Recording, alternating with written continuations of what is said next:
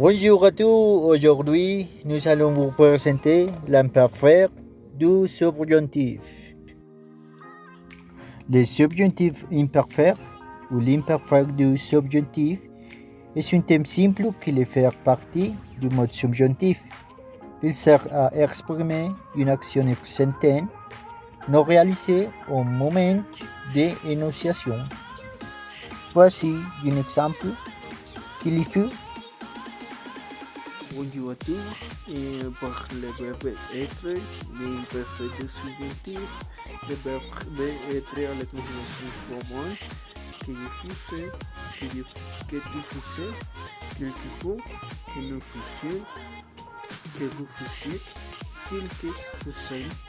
Par le verbe avoir, l'imparfait du subjonctif, le verbe avoir, la conjugación suivante, quelque use, quelque tu uses, quelque que nos usen, quelque vous usiez et qu'elles usen.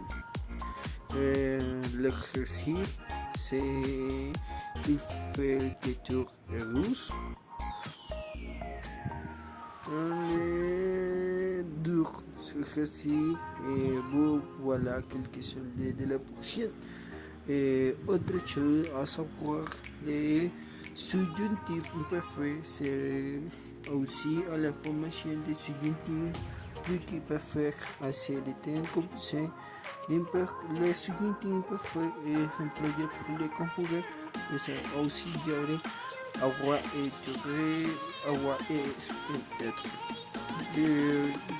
Pour la récapitulation de les exercices, c'est pour des exercices, le premier exercice, l'explication dans l'imparfait des subjonctifs, le verbe être c'est conjugué comme suit, que je faisais, que tu faisais, que tu fais, que nous faisions, que vous faisiez, qu'ils faisaient dans les cas de pronoms et les formes correctes et les formes correctes et le que tu faisais. Pour les deux exercices, et dans les profils de subjonctifs, le verbe avoir se conjugue comme suit, que je use, que tu uses, qu'il eu, que nous usions, que vous usiez, qu'il usen.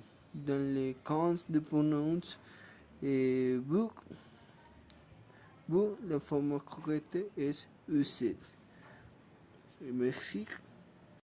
Coucou, nous avons parlé de la termination du subjonctif imparfait. Pour conjurer un verbe au subjonctif imparfait, on emploie les terminations suivantes. Nous devons regarder qu'il y a deux groupes de verbes. Et pour le premier groupe, nous avons utilisé pour la première personne un singulier c'est comme vous pouvez la présentation, et la seconde personne est singulier à ce. C'est important que vous regardez la termination. Et pour la tertiaire personne est singulier à. Pour la première personne est pluriel action. Pour la deuxième personne est pluriel acieux. Pour la troisième personne est pluriel asson. C'est pour le premier groupe.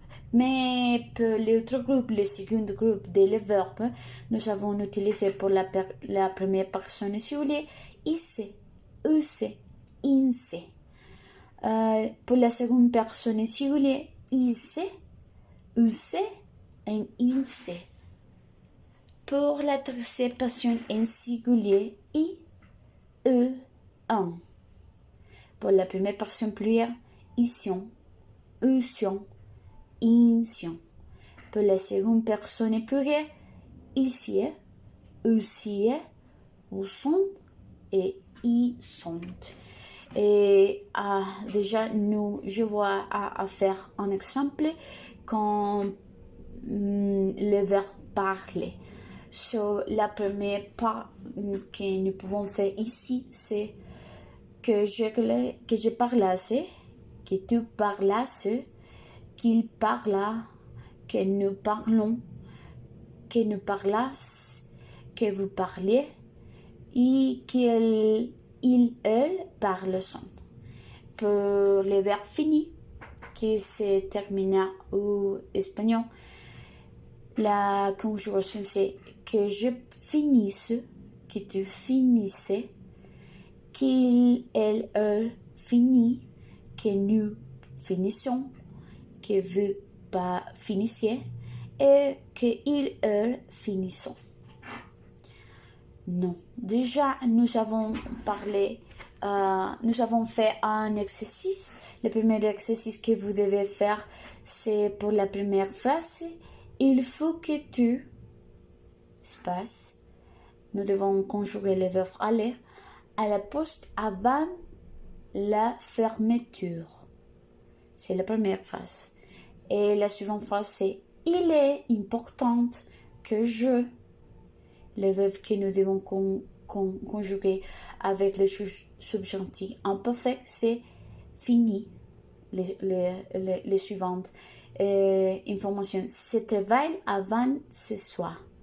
Et les suivantes phrases, c'est il est nécessaire que vous, le verbe pour la conjugation, c'est prendre rendez-vous avec le médecin. Wow. C'est très important que vous voulez noter que, alors qu'un passé simple, on doit mettre un accent circonflexe pour les terminations de la première et de la deuxième personne du pluriel. Nous et vous. Mais en subjonctif imparfait, on met l'accent circonflexe pour la termination de la troisième personne du singulier. Il, elle.